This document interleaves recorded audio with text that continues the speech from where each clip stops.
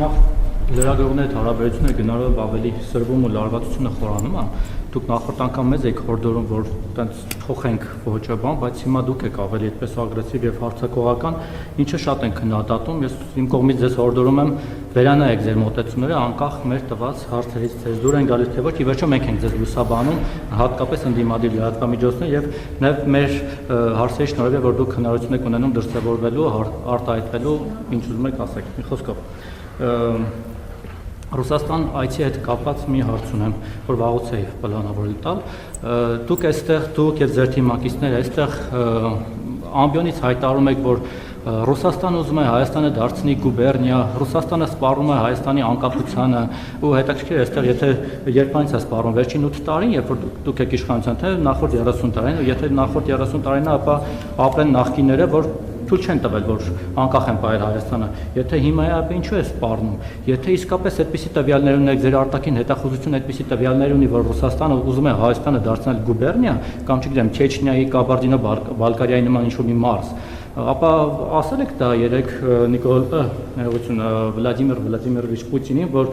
հարգելի Վլադիմիր Վլադիմիրովիչ, ինչու ես աչք դրել մեր սուվերեն տարածքի վրա, ինչու ես ուզում դարձնել գուբերնիա, որտեվ այստեղ մի բան եք խոսում, այլ ռետրոբանությամբ դուք գնում եք Ռուսաստան, դրի բար շատ ջերմ, բարի ժպիտով հայ-ռուսական հարաբերություններից եք խոսում։ Կարծում եմ պետք է ազնվություն մտցնել այստեղ եւ այստեղի խոսույթը, նաեւ ձեր թիմակիցների ու այնտեղի խոսույթը, որ համապատասխանեն եւ հասկանանք Ռուսաստանը մեզ թշնամի է, բարեկամ է, սպառնում է մեր անկախությանը, չի սպառնում, ոնց է սպառնում, եթե սպառնում է, զենքը վերցնենք, գնանք կռվենք, չկռվենք, չգիտեմ ինչ անենք։ Մեկ էլ մի կեսկատակ մի թույլատնելով լարվածություն էլի, կեսկատակ կեսուր մի առաջարկ ունեմ ձեզ, բայց անկարծ խնդրում եմ ընտրակաշառք չդիտարկեք։ Ես էլի երկար մտածեցի ձեր առաջարկի մասին,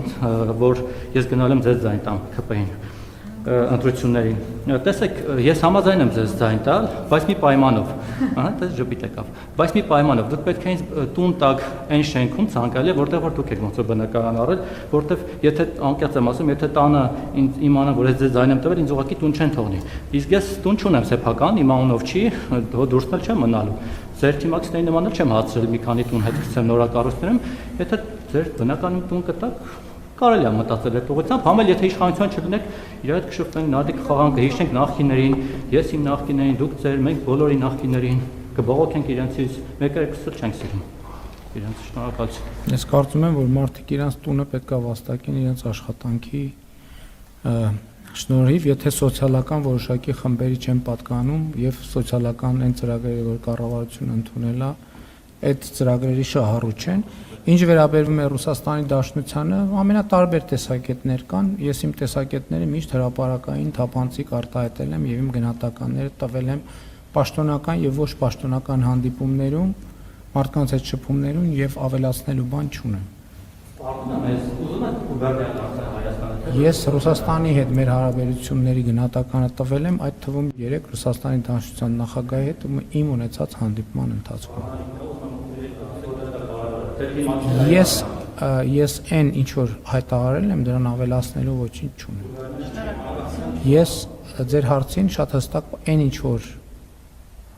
հայտարարել եմ, դրան ավելացնելու ոչինչ չունեմ եւ ասում եմ, որ կան այլ տեսակետներ էլ եւ Հայաստանում կա տեսակետների բազմազանություն։ Այդ թվում մեր թիմակիցների շրջանում կան տարբեր տեսակետներ։ Շնորհակալություն, հաջորդ հարցը։ Պարոն Փաշինյան, երեք